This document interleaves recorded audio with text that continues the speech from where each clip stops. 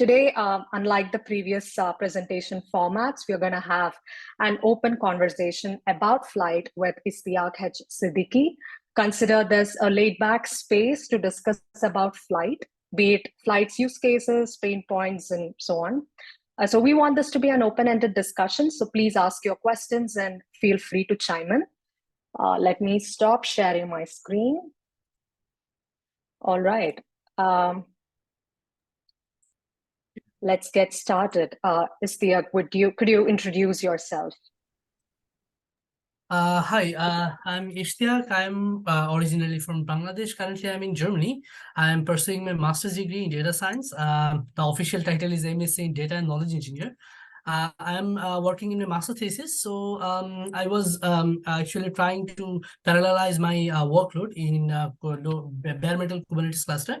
That's how I came into Flyte, and I wanted to explore what are the things that's possible. But I was having some trouble. Then I joined your Slack channel. Then here am I.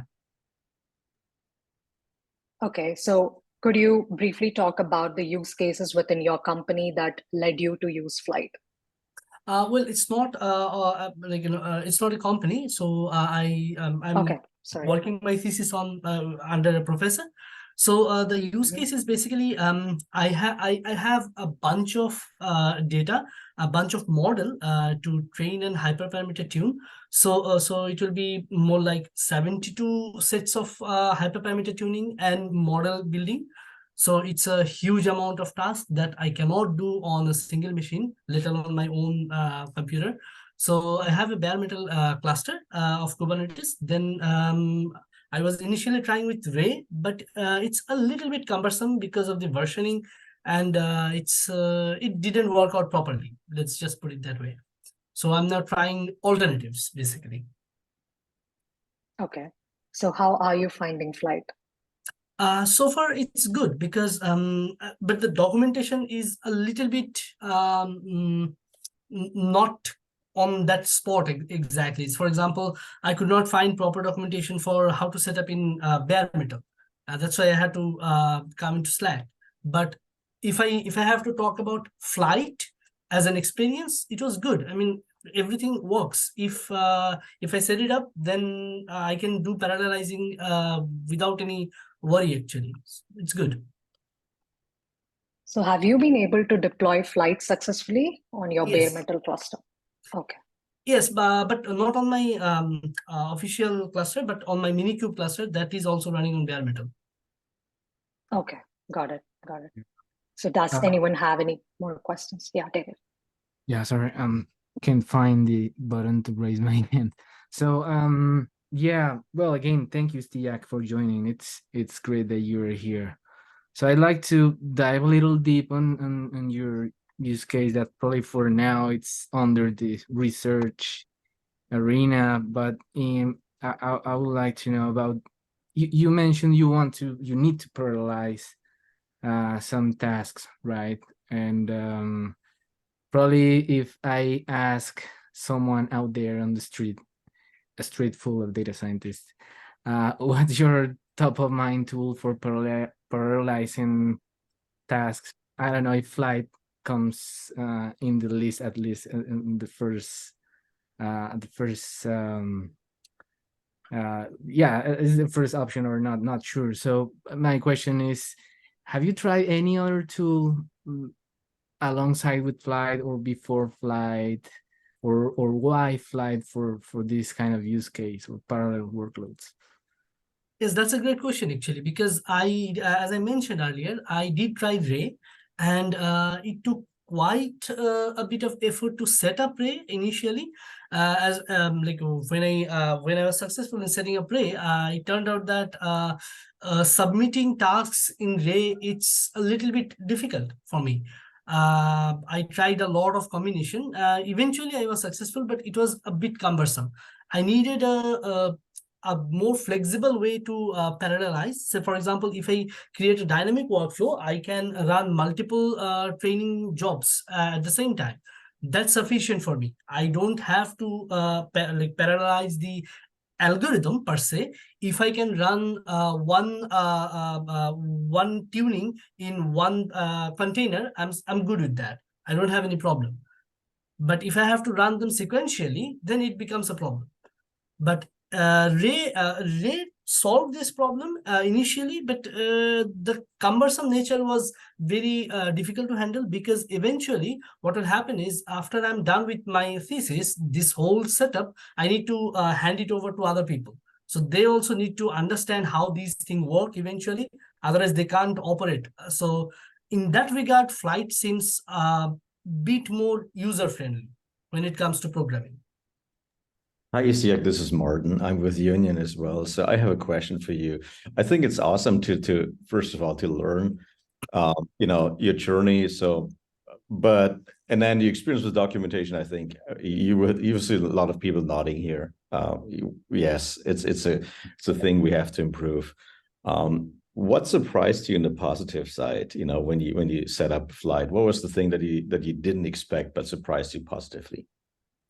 Thank you, Martin, for the question. So when I had the first suggestion from one person, I don't remember the name, from your Slack channel, that suggestion, that advice, hit the nut exactly at that position. So I didn't have to Google anymore. It just worked. So after that, when I deployed my first Flyte job, there was no other issue. So it ran smoothly, which was pretty relaxing from my side, because my experience with Ray, it was extremely frustrating, because it took around 1 or 2 months for me to eventually figure out how to do it. So it took a hell lot of time. Wow, that's a lot of time. Thanks for answering. Yeah, I think it was Victor Shurikov who helped you. He's a fantastic yes. member. Mm-hmm.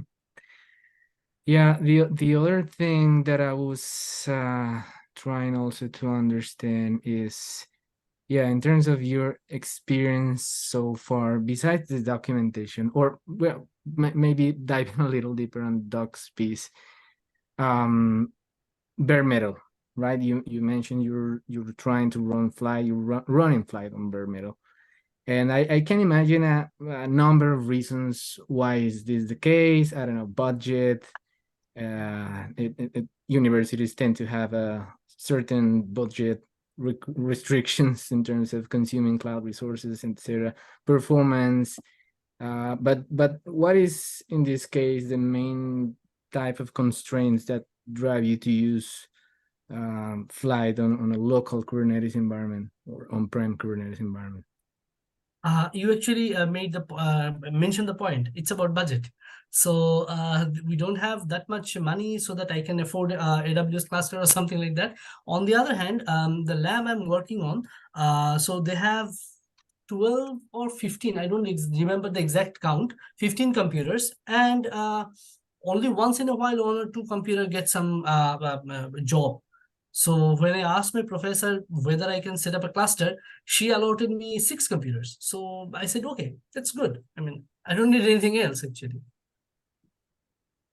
Oh, yeah. One other thing that I found, sorry, I was just stalking you on LinkedIn, and no problem. I noticed that most of your experience is in the software engineering space, and now you're completing your thesis on the ML side and using a tool like Flyte. So, in your opinion, what is the kind of main differences between software engineering practice and ML as a practice?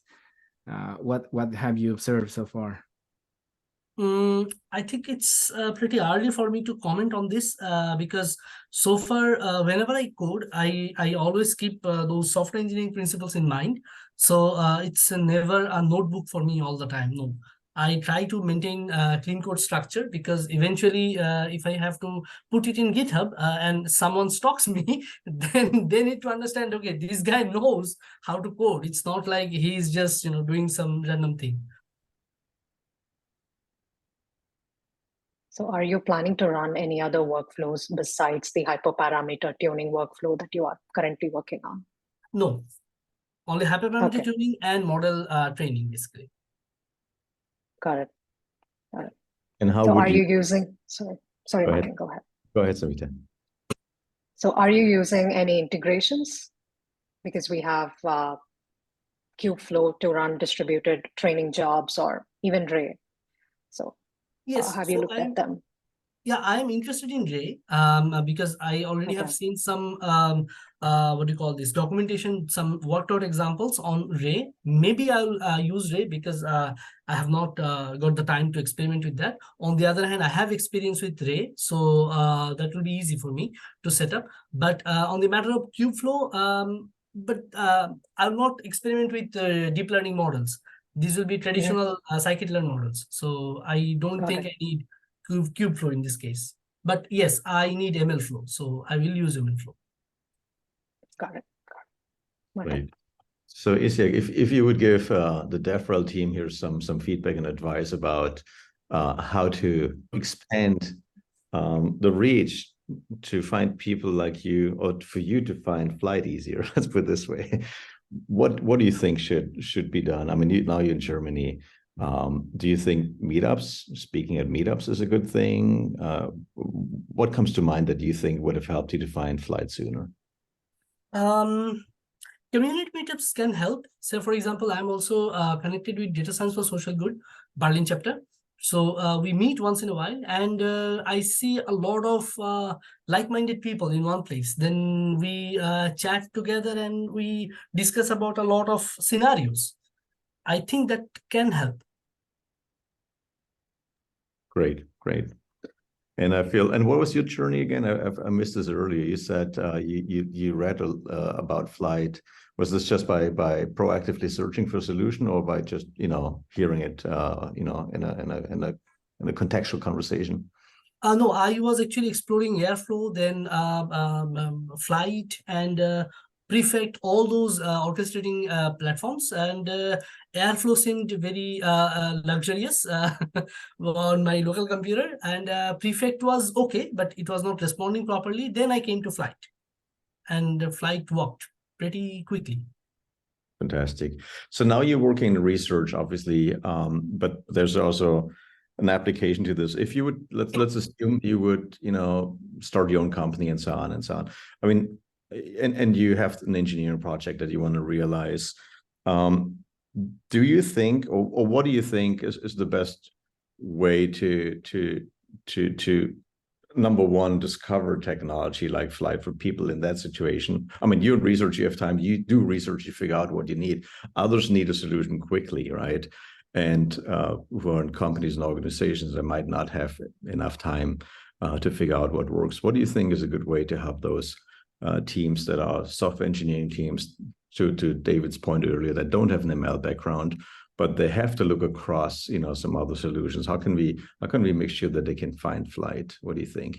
I think you can employ some bloggers, those who write in Medium and towards data science, these kind of places, because I see whenever I Google about anything towards data science gets a very high ranking on my search page. So if you can afford to have some bloggers to write about these stuff, their experiences, how these things works, also comparative articles about how what was the experience between Flyte, Airflow, Prefect, all these things. Maybe it can help. Yeah, I think it's great feedback. Yeah, that's great. Thank you. Is there any other question up there? If I have one more, because I think your situation, Istiyak, is like so interesting. So looking forward, I mean, career-wise, I mean, obviously you right now, I think you said masters, you're doing a master's, right? Yes. So what do you think your career path will be down the road? I mean, what direction will you take this with all the knowledge that you acquire right now? I plan to pursue machine learning engineering so that I can work on the entire pipeline, starting from data ingestion to model monitoring. I don't intend to go down deep into the data science part, like model building and things like that. But yeah, that's pretty cool. And I think, do you think, last question now related to that, because when you use a collaborative platform like Flyte, where you actually could have obviously data engineering pipelines and so on, and the modeling part where people use TensorFlow, whatever. Do you think this is a good pattern to do cross collaboration? Because I asked the question because we often hear people sit in silos and don't know what's happening on the data side, and my question is, do you think a platform like Flyte makes it easier to break down those silos, or do you think conceptually yes, but practically you have not seen that because you're just working alone right now? Yeah, because I'm still working in a kind of silo mode. But what I realized that because Flyte does not require us to break the pattern of coding structure like Airflow, so it becomes much more easy to follow for everyone. So if anyone who knows Python, if anyone is interested, they can just read the code and get an understanding of what's going on. So if I have to say, okay, fine, I have a team of data scientists who doesn't know much about Flyte, but they can write functions, so that's okay. We can just take those functions and wrap them in Flyte tasks or workflows, and things will be good, I guess. Okay, fantastic. So sorry, I have one more because it's so interesting to hear you. So obviously, we look to expand the Flyte community to people like you. It's just amazing to hear, how you discovered and how you work with it, and your experience in bare metal clusters, 6 machines. That's awesome. I think it's super cool.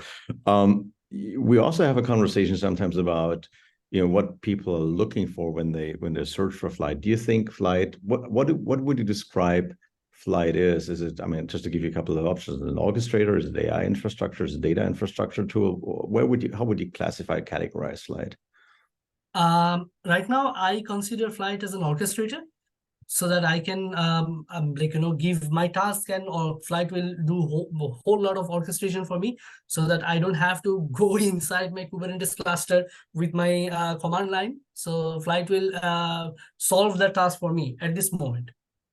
Awesome, thanks a lot. And I think the other folks here, Jan and Fabio, who are in Germany with you right now, I don't know if you have a different view, but do you see, I'm calling you out, Fabio and Jan, do you see it as an orchestrator as well, or do you think this should be considered more an AI or data infrastructure tool or platform? If you have any opinions there. I unmuted myself. Not sure, Jan, if you want to talk, but I'll go first, and you can talk. It depends on how you use it, I guess. If you just schedule a bunch of Python function tasks, I guess it's an orchestrator. But due to the integrations with plugins like Dask, the Kubeflow training operators, Spark, etc., it's also really helpful to spin up infrastructure and not just construct a workflow graph. So if you are doing these little bit advanced use cases, I think it's more than an orchestrator. Yeah. I also would see it as an orchestrator in the first place. And something else I wanted to mention as well, I have a colleague also in the MLOps department at Kineo, who is also working at some bare metal setup. So I'm happy to connect on this one. I know he made progress already. Maybe it's worth catching up. That's awesome. You should connect with David, especially because I think David is spending some time on that topic too, right, David? Yes, I do. Okay, thanks. That's great. Right. Anyone else? Any other comment, question? Arthur, this is a question for you. Istiyak, right? Yeah. Are there any particular features you desire for Flyte to have? I think it's a little bit early for me to comment on this, because I just started my journey with Flyte. Maybe after a while I can comment if I need something more. Okay, got it.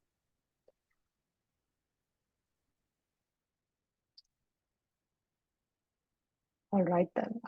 If there are no more questions, then yeah, thanks Istiyak for being a part of a community meeting and sharing insights on such short notice. We truly appreciate it.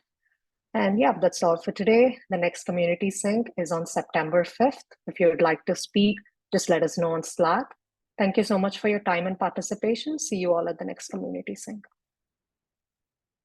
I think so. Thank you. Bye-bye. Everyone.